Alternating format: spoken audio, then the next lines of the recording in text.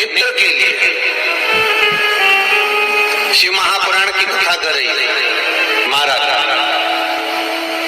भगवान शंकर का जो शिवलिंग है और शंकर भगवान के शिवलिंग के सम्मुख में उत्तर के भाग में जो जल बहता है उसके बीच में एक मोटी सी लाइन होती है जिसका नाम हमने पहले भी कहा अशोक सुंदरी। शंकर भगवान की 6 लड़कियों में से 5 लड़कियों का नाम है जया, विषहरा, शामरीवारी, दोतली, देव और शंकर जी की 6ठी लड़की है अशोक सुंदरी। महाराज ये अशोक सुंदरी का जन्म काशी में हुआ था, जिस काशी का नाम पहले नंदनवन था। क्या नाम था? नंदनवन। उस काशी में अशोक सुंदरी का जन्म अर्थात माता पार्वती को भगवान भ्रमण कराने के लिए जब पार्वती मैया बोली आज मेरा मन कर रहा है कि अपन नंदनवन चलते, तो भगवान शिव काशी ले गए पार्वती मैया। वहां उन्होंने एक वृक्ष को सम्मुख में बैठकर माता जगत जननी जगदम्बा माता पार्वती ने उस वृक्ष की साक्षी में उस वृक्ष से कन्या को प्रकट करा जिसका नाम शोक को दूर करने वाली अशोक सुंदरी। महाराज जो शोक को दूर कर दे, दुख को दूर कर दे, उस कन्या को प्रकट करे। अब अशोक सुंदरी का जो स्थान है वो जहाँ जलाधारी है, जहाँ से पानी बहता है, उसके बीच में जो एक लाइन है वो अशोक सुंदरी का स्थान है। बहुत ध्यान से सुनना महाराज कथा। और अभी तक शायद टीवी पर ये क्रम मिला भी नहीं होगा जो क्रम आज वर्णित किया जाएगा। अशोक सुंदरी की जगह मध्य भाग, समझ में आ रहा है ना सबको? फिर अभी से समझ लो।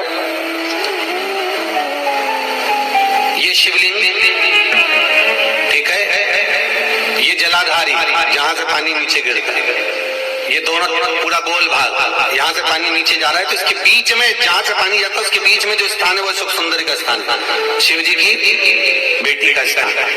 अब शंकर जी की जो बेटी का मध्य भाग में स्थान है अशोक सुंदरी का, वहां पर आपको शहद की 7 बिंदी रखना है।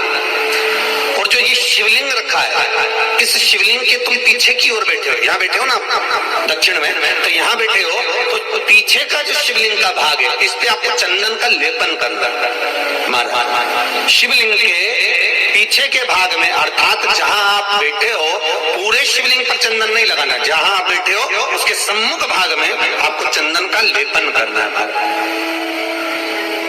एक पीला चंदन होता है और एक लाल चंदन होता है। लाल चंदन कभी आप किराने वाले की दुकान पर जाएंगे तो वहां पर आपको लाल चंदन प्राप्त हो जाएगा। आपको जो लेपन करना है वो लाल चंदन का लेपन करना है। आपको पहले भी कथा में बताया कि शंकर भगवान को कुंकू नहीं चढ़ता, रोली नहीं चढ़ती, क्योंकि बाबा को अगर चढ़ता है तो लाल चंदन चढ़ता है। तो लाल चंदन का आप जब लेपन कर दें, लेपन करने के बाद शहद की 7 बिंदी आपको अशोक सुंदरी वाली जगह पर रखना है। मार रखने के बाद बाबा से विनती करना है और चंपेश्वर महादेव का स्मरण करना है। चंपेश्वर महादेव का स्मरण कर कर हाटकेश्वर महादेव का नाम लेकर बिंदी को लगाना है।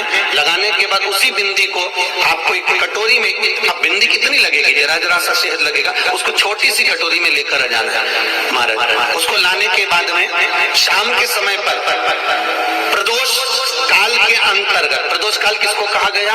सूर्य अस्त जब होता है, सूर्य अस्त के समय से 1-1.25 घंटे का जो समय वर्णित किया गया वो प्रदोष काल का वर्णन किया गया महाराज। तो उस समय पर नैनों में उसको काजल जैसा लगाना है और ऊपर की ओर देखना है। लगभग 1 मिनट देख लिया, 1.5 मिनट देख लिया, बहुत। एक कटोरी में जो तुमने चंदन लगाया है उस चंदन को निकाल कर लाना है और आंखों के नीचे भाग में उसको समर्पित करना है महाराज। ये 2-3 चीजों में काम आता है। एक तो नेत्र की ज्योति बढ़ाने के लिए, जो चश्मे वाले नंबर है उसको उतारने के लिए। दूसरा, नेत्रों के नीचे जो कालापन आ जाता है उसको मिटाने के लिए इसका प्रयोग किया जाता है महाराज। तीसरा, इस शहद का प्रयोग नारी के जो रजो धर्म से जुड़ी हुई तकलीफ होती है, नारी के रजो धर्म से जुड़ी हुई जो प्रॉब्लम होती है उसमें भी ये शहद काम आता है महाराज। इस शहद का केवल प्रदोष काल के समय इसको चाट लिया जाता है, तो उससे भी नारी के जो रजो धर्म से जुड़े हुए प्रॉब्लम होती है उसमें भी उसको